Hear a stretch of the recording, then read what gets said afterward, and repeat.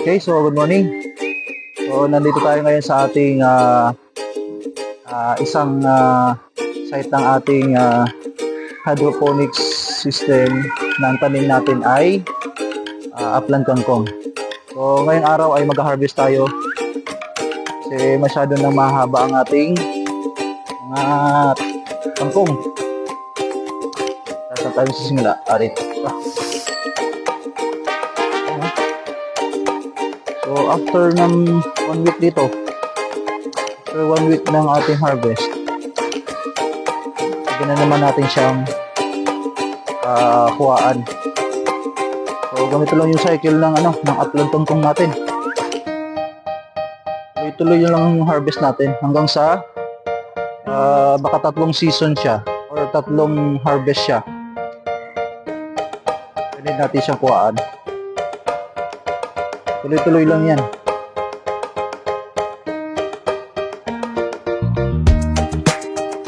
Kaya natin.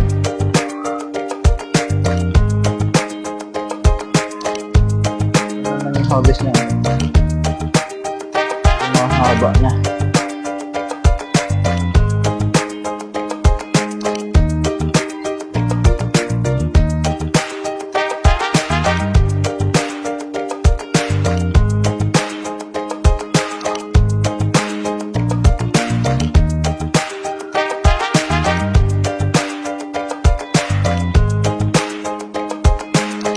One, two, three, four, five, six.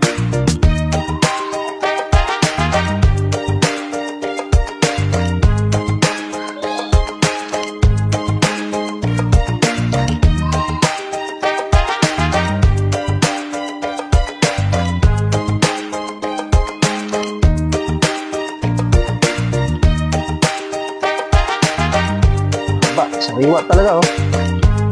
Sariwang sariwa ang ating mga kangkong. Ano lang to sa kokwa. Ayos na. Tapos pwede mo siyang igisa.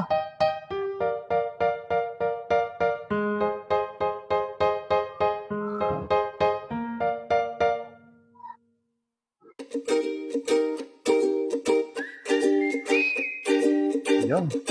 Ngayon meron akong panali dito. So, hindi ako nakahanap ng goma sana yung pantatali ko para mas mabilis.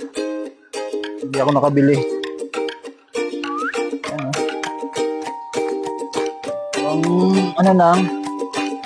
ito lang tali.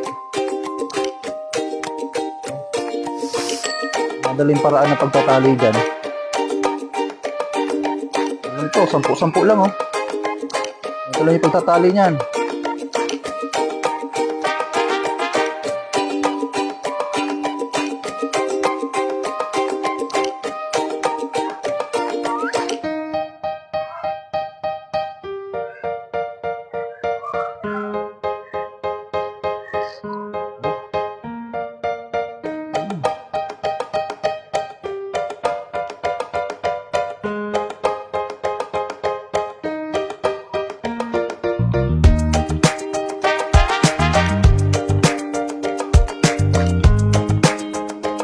Okay. Pulang. Kailan tali kaya tayo nito?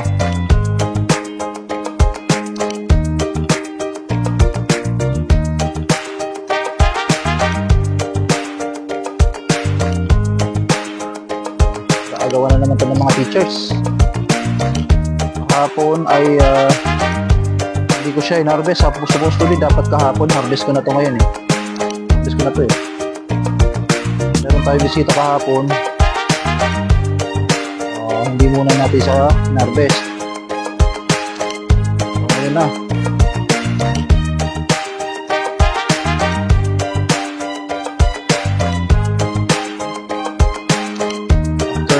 After 2 weeks yan, harvest ulit.